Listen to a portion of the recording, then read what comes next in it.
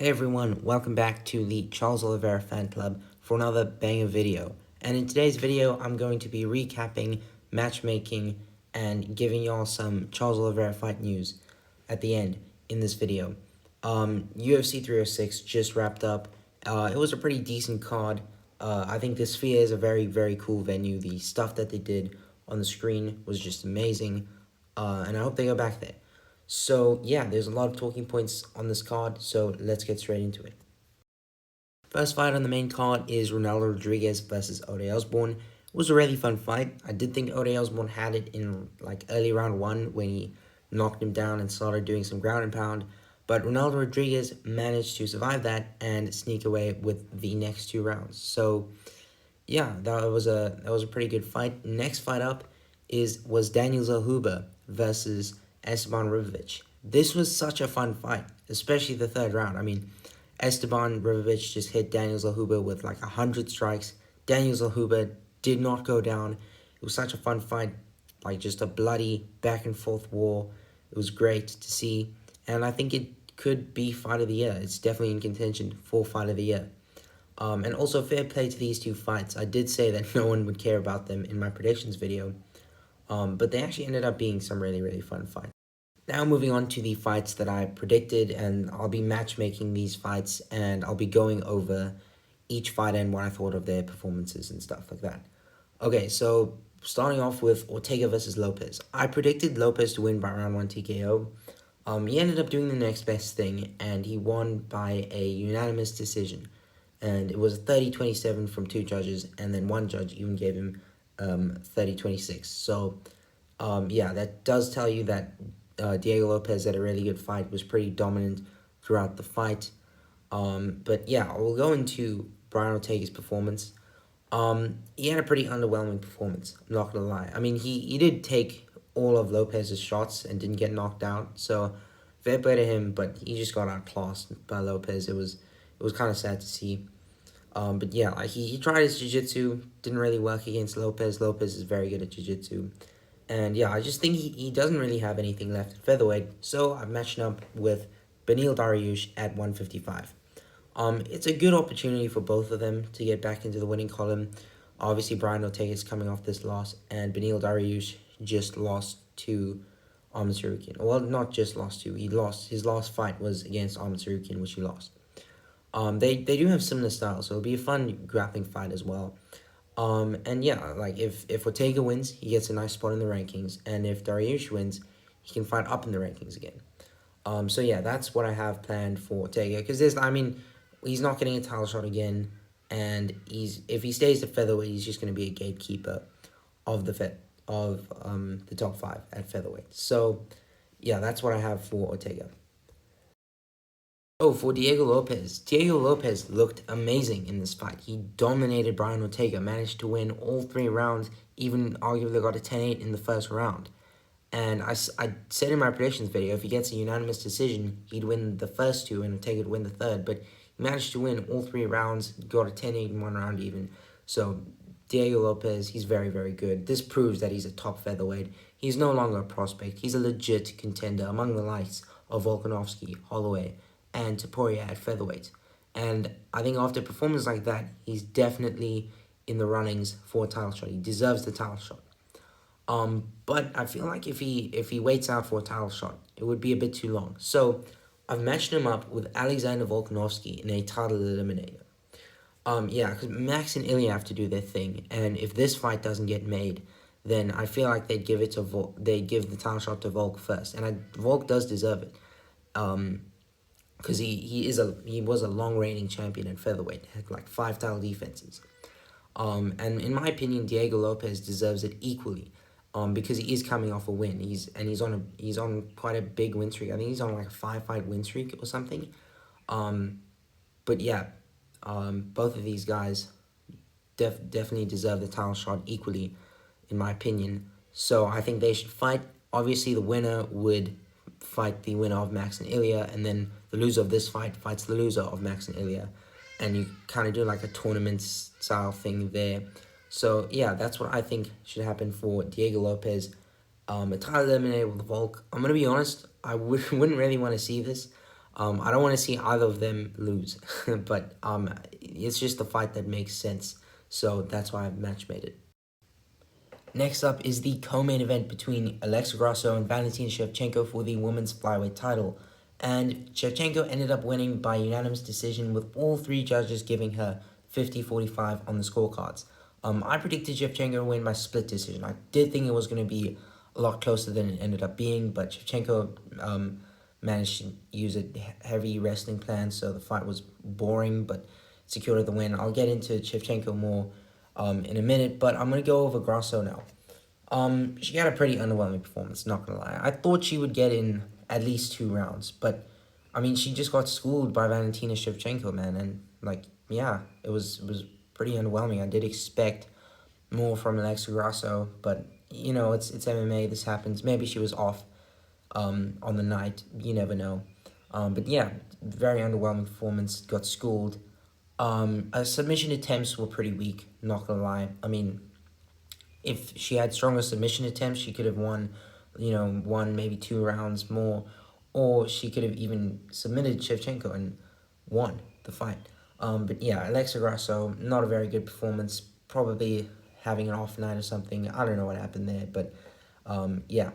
The next fight to make for her is the winner of Blanchfield and Namajunas, and then the winner of that fight would obviously get a title shot, and it just makes sense in terms of the rankings. Now onto Valentina Shevchenko. She looked amazing in this fight. I mean, she absolutely dominated Grasso and proved that she was the better fighter. I mean, after their first fight, Valentina was beating up Grasso, and then Grasso kind of fluked a submission, and then in the second fight, it was a draw. So there were even more questions from the second fight, and I think Valentina answered all those questions here. She proved she was the better fighter than Alexa Grasso. Won every single round against her, 50-45. It was pretty crazy. But yeah, I think she does have an argument to be pound for pound number one, but in my opinion, pound for pound number one is Wei Li, just because she's been on a longer win streak than Shevchenko, but recently. But yeah, Valentina Shevchenko, very, very good performance here.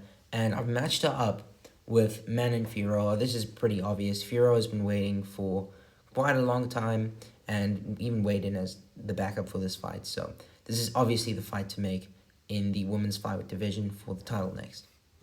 And finally, for the main event, Sean O'Malley versus Merab Dvalishvili for the bantamweight title. Merab Dvalishvili won by unanimous decision, getting 49-46 on most of the scorecards. My initial prediction was O'Malley by round 2 TKO, but I did say I wouldn't be surprised if Merab got a decision win, just because both of these guys are each other's nightmare matchups. But let me just get into O'Malley. But before I get into O'Malley, let's just talk about how weird this fight was. So, like, the fight got stopped 2 minutes in because Merab was talking to Tim Welsh. Then, like, O'Malley grabbed his glove, and then after that, like, Merab had him in a headlock and was kissing Sean O'Malley. It was the funniest thing ever. Then Merab stood up, thinking the round was over, but it wasn't over. So O'Malley clocked him in the head, and Herb Dean got angry at Merab. It was pretty funny. But yeah, onto O'Malley. O'Malley didn't really do anything. He was not active enough in this fight. He spent way too much time trying to find his shots, and I think he also did that way too late. Like, he won round 5, but I mean, he won round 5 by the front kicks that he was doing, but I thought he was going to be doing that from, like, round 1. He was too inactive. I thought he would just be throwing, like, jabs and teeps for, like, round 1. You know, like, he spends round 1 trying to find the shot, and then in round 2, he finds the shot and knocks out Merab. But he didn't strike enough, so he took longer to find the shot. He didn't find the shot to knock Merab out. But yeah, I mean, it wasn't really smart game from O'Malley. I think he should have kept distance a lot better, and I think we could have had a very different fight. But yeah, not a great performance. Also, pretty bad grappling. I must say, he tried to get like a triangle or something on Merab. It looked terrible. So yeah, that's definitely one area that O'Malley has to improve on. And as far as who I haven't matched up against Corey Sandhagen. The winner of this fight, in my opinion, can get a title shot. It'll be a fun fight. It'll be good striking fight. Although Corey will probably use grappling to win the fight, and it was also like talked about a lot before Corey lost. Like when people were talking about who beat Sean O'Malley, it was Merab and Corey Sandhagen right after. But yeah, I think this is definitely the fight to make. And now it's on to the winner, Merab Dvalishvili. Merab had a very good performance here. He dominated Sean O'Malley, and he just proved that he has elite wrestling and cardio. I mean, at the end of round 1, O'Malley was like gassed. He looked like he had fought like all full 5 rounds. But at the end of the fight, Merab looked like he was fresh. Merab looked like he could go another 5 rounds. I mean, this guy's just a machine. That's why the machine is his nickname. But yeah, this guy's a freak of nature. I am happy he won. I know I predicted O'Malley to win, but I don't really like O'Malley, and Merab seems cool enough. So yeah, I'm quite happy that I lost my pick, honestly. But yeah, he is arguably the bantamweight GOAT now. He has a very good resume, beating 4 former champions. Pretty crazy, and now winning the belt himself, obviously.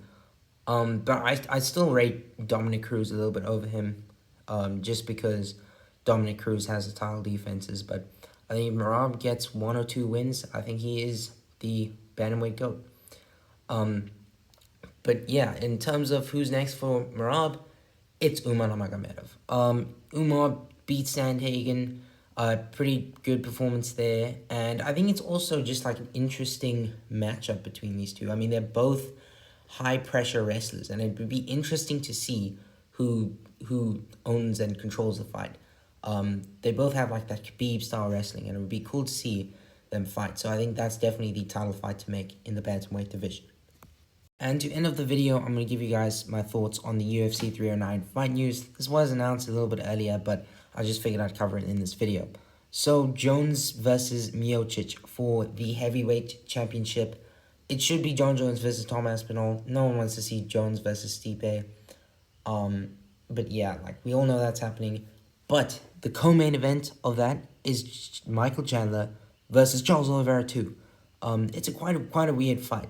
Chandler definitely does not deserve that fight.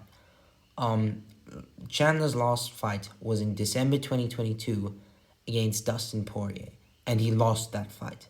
So I don't know why he's fighting up in the rankings. I mean, at least he's not waiting around for McGregor anymore, but he should not be fighting up in the rankings. I'm kind of scared for this fight, I'm not going to lie, because Michael Chandler is a terrible matchup for Charles Oliveira. Michael Chandler's a heavy wrestler. I know Charles Oliveira beat him the first time, but Chandler has been saying that he has a game plan to beat Charles Oliveira, and I am kind of scared, but I still have faith in Oliveira to pull through and get the victory. I'm definitely going to be very anxious for that, very excited as well. And that brings us to the end of the video. Thank you guys so much for watching. Make sure to subscribe to the channel if you're a fan of Charles Oliveira or even a fan of the UFC. Thanks for watching. See you guys next time. Goodbye.